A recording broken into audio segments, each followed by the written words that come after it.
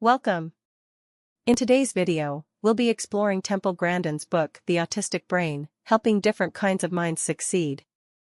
Temple, a renowned advocate for autism, takes us on a journey through the workings of the autistic brain, offering valuable insights into how people with autism experience and process the world. Whether you or someone you know is on the autism spectrum, or you're just interested in understanding it better, there's a lot to learn here. This video will guide you chapter by chapter, so let's dive in. Chapter 1: Understanding the Brain. Temple Grandin starts the book by explaining how the brain of someone with autism works differently. She sheds light on how different brain regions communicate, often in a way that's unique to those on the spectrum. The brain of someone with autism might be more focused on specific tasks, which can give them incredible attention to detail. But it also means they might struggle with other social cues, like making eye contact or picking up on subtle emotions. Understanding this distinction helps both people with autism and those around them realize that these differences aren't flaws, they're just a different way of experiencing the world. It's empowering to know that what may seem like a challenge can be reframed as a strength. Chapter 2: The Visual Thinker. In this chapter, Grandin discusses the concept of being a visual thinker. Many individuals with autism, including herself, process the world through pictures rather than words. Temple shares how this ability has shaped her own career, particularly in designing livestock facilities.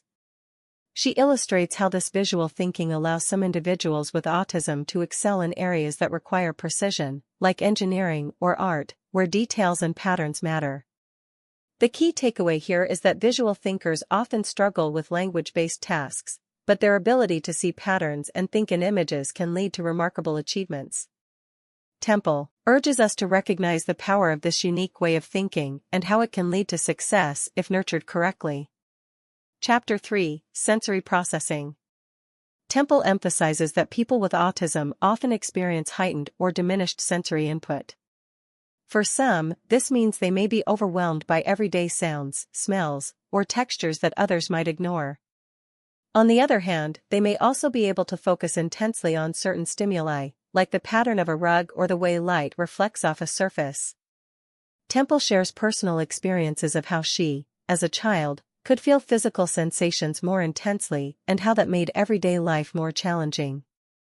She encourages understanding the sensory differences people with autism experience so that we can create more supportive environments, whether at home, at school, or in the workplace. Chapter 4: Socializing and Communication. In this chapter, Temple dives into the challenges of socializing, specifically how eye contact and interpreting facial expressions can be difficult for individuals with autism. Many people with autism don't understand the unwritten social rules that most of us follow instinctively, like reading body language or understanding sarcasm. Temple shares how she struggled with eye contact and how she learned to navigate social situations by using more structured approaches, like rehearsing conversations. The key here is that communication is not just about verbal exchanges, it's about understanding how to connect with others in ways that feel natural for you.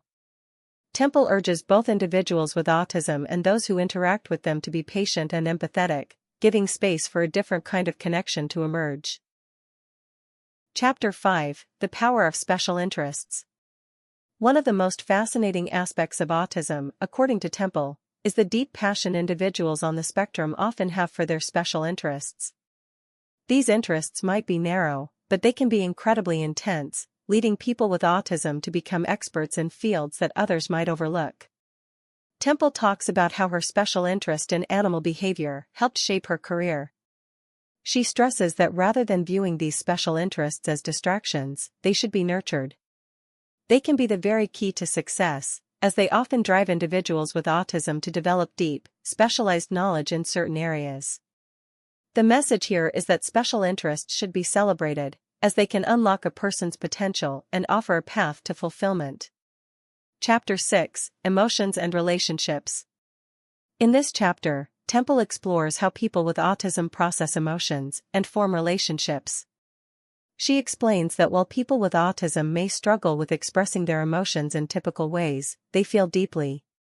They may not always show it on the outside, but inside, they can experience the full range of emotions. Temple offers tips on how to build meaningful relationships with individuals on the spectrum, such as finding common ground and being direct about emotions. She also talks about the importance of supporting those with autism as they navigate romantic relationships, friendships, and family dynamics. A key takeaway is that relationships are built on understanding and trust, and that's no different when it comes to autism. It's about meeting each other where we are. Chapter 7: The Educational System. Temple discusses how the educational system often fails to accommodate the unique needs of students with autism. She shares her own struggles in school and how she was able to succeed only after she was given the right support. Temple emphasizes the need for a more individualized approach to education, one that doesn't force students to fit into a one-size-fits-all mold but instead recognizes their specific strengths and challenges.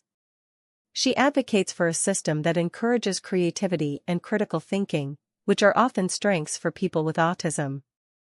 She urges educators to understand that children with autism might need extra support, but with the right accommodations, they can thrive just as well as their peers. Chapter 8: Careers and Employment. Temple highlights the potential for people with autism to succeed in careers that require focus and attention to detail. She talks about how people with autism can excel in fields like technology, science, engineering, and art, careers that benefit from their unique perspectives. Temple stresses the importance of finding a job that aligns with an individual's strengths and interests, rather than expecting them to fit into a conventional career path. She offers guidance for employers on how to support individuals with autism in the workplace, including being clear with expectations and creating a structured environment. The chapter concludes with the message that the right job can bring out the best in people with autism, just as it does for anyone. Chapter 9: Advocating for Yourself and Others. The final chapter of the book is about empowerment and advocacy. Temple talks about how important it is for individuals with autism to learn how to advocate for themselves. Whether it's in school, at work, or in personal relationships, advocating for their needs is crucial to ensuring that they have the tools and resources to succeed. She also encourages families and communities to advocate for people with autism, pushing for greater understanding and acceptance. The key takeaway here is that advocacy isn't just about speaking up for oneself, it's about fostering a culture of empathy and support for all individuals, regardless of neurodiversity. Wrap up.